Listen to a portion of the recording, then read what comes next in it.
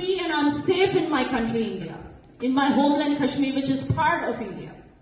ఇప్పుడు మనం మాట్లాడుకోబోయే వీడియోలో మొత్తం 3 క్యారెక్టర్లు ఉంటాయండి.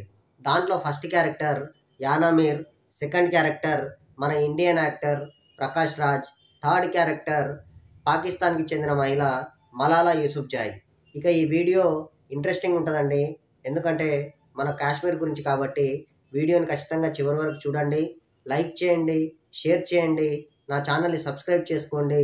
నిన్నగాక మొన్న యూకే పార్లమెంట్ బిల్డింగ్లో సంకల్ప్ దివస్ సందర్భంగా యానామీర్ అనే Kashmir vlogger, Kashmir social activist, Kashmir citizen అయిన ఈ అమ్మాయి ఒక 2 నిమిషాల స్పీచ్ ఇచ్చింది. అసలు ఆ స్పీచ్ ఎంత అద్భుతంగా ఉందంటే కాశ్మీర్ ఇప్పుడు ఎంతలా మారిపోయిందో, కాశ్మీర్లో శాంతి భద్రతలు ఎంతలా అదుపులో ఉన్నాయో ఆ వీడియో చూస్తే మీకే అర్థమవుతుంది. ఖచ్చితంగా ఆ వీడియో చూడండి. ఆ వీడియో సారాంశం అనేది నేను ఖచ్చితంగా చెప్తాను. ఇప్పుడు దానికంటే ముందు మన ఇండియన్ యాక్టర్ ప్రకాష్ రాజ్ గారి గురించి చెప్తాను. What is happening in Palestine is justice. Prakash Raj గారికి ఎప్పుడు మైక్ దొరికినా ఫస్ట్ ఇజ్రాయెల్ పాలస్తీనా యుద్ధం గురించి, కాశ్మీర్ ఫ్రీడమ్ గురించి మాట్లాడతారు. అసలు ఈయన ఏం మాట్లాడతారంటే, We want to be big brothers to Kashmir. Not done. Kashmir ప్రజల్ని ఫ్రీగా వదిలేయండి, వాళ్ళకి ఫ్రీడమ్ ఇవ్వండి, ఇజ్రాయెల్ వాళ్ళు పాలస్తీనా నుంచి రిటర్న్ వచ్చేయండి, వాళ్ళ బ్రతికేదో వాళ్ళు బ్రతుకుతారు, వాళ్ళ బ్రతుకు గురించి మనకెందుకు, అది మనకు అవసరం లేదు కదా అని మాట్లాడతారు ఆయన.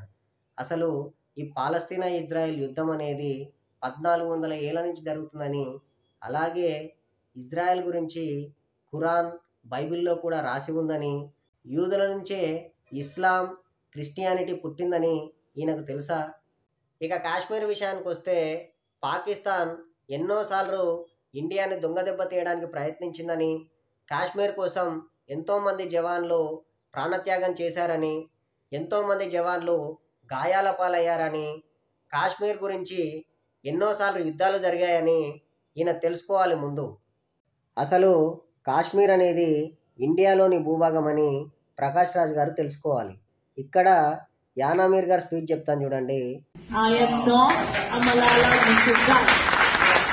నేను మలాలా యూసుఫ్జాయ్ని కాదు, నేను ఇండియాకి సంబంధించిన కాశ్మీర్లో ఉండే అమ్మాయిని. ఇండియాలో ఉండే కాశ్మీర్లో నేను హ్యాపీగా చాలా ఆనందంగా బ్రతుకుతున్నాను. కాబట్టి నేను మలాలా యూసుఫ్జాయ్ని వ్యతిరేకిస్తున్నాను.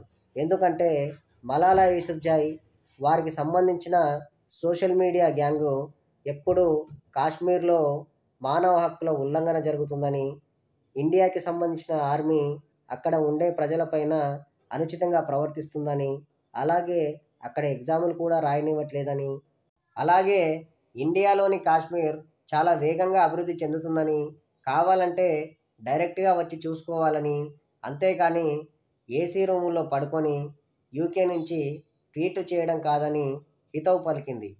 టెర్రరిజం, రాడికలైజేషన్ వల్ల ఎంతోమంది కాశ్మీరీ తల్లులు తమ బిడ్డల్ని కోల్పోయారని, కాశ్మీర్ని డెవలప్ అవ్వనివ్వండి అని చెప్పడంతో యూకేలోని పార్లమెంటు భవనం అంతా చప్పట్లతో మారుమోగిపోయింది.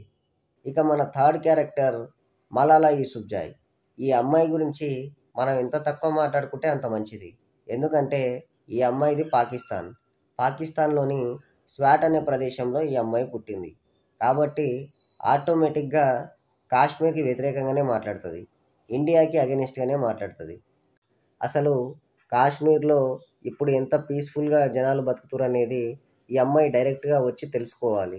అలాగే ఇండియాలో అమ్మాయిల చదువుకునే పర్సంటేజ్ 92%, అదే పాకిస్తాన్లో చదువుకునే అమ్మాయిల పర్సంటేజ్ జస్ట్ 41%. ఇండియాలో ఉమెన్ ఆంటర్ప్రినర్స్ 20% ఉంటారు, అదే పాకిస్తాన్లో 1% కూడా ఉండరు. అసలు స్వేచ్ఛ, స్వాతంత్రం, ఫ్రీడమ్ ఆఫ్ ఎక్స్ప్రెషన్ అనేది పాకిస్తాన్లో ఇంకా బతికే ఉందా అనేది ఈ అమ్మాయి తెలుసుకోవాలి. ఎందుకంటే ఈ అమ్మాయి ఉండేది యూకేలో, కానీ ఈ కాశ్మీర్లో యానామీర్ అనే అమ్మాయి స్వేచ్ఛగా తిరుగుతుంది. అంటే కాశ్మీర్ ఎంతలా మారిపోయిందో మీరే అర్థం చేసుకోండి. ఇక ఈ వీడియో మీకు నచ్చితే లైక్ చేయండి, షేర్ చేయండి, నా ఛానల్ని సబ్స్క్రైబ్ చేసుకోండి. జై హింద్.